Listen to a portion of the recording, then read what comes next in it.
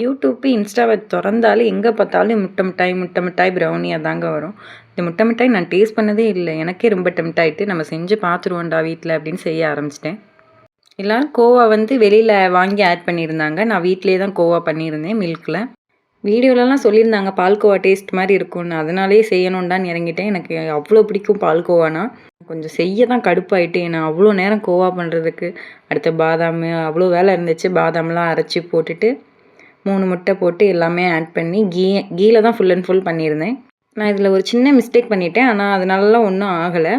ஏன்னா எல்லாருமே அடுப்பை வந்து ஆஃப் பண்ணிவிட்டு எல்லா இதையும் ஆட் பண்ணிவிட்டு இது பண்ணாங்க. நான் வந்து அடுப்பை ஆனில் வச்சுட்டு எல்லாத்தையும் ஆட் பண்ணிட்டேன். அதனால் எல்லாருக்கும் கொஞ்சம் லிக்விடாக இருந்துச்சு. எனக்கு கொஞ்சம் கெட்டி ஆகிட்டு இதுலேயே.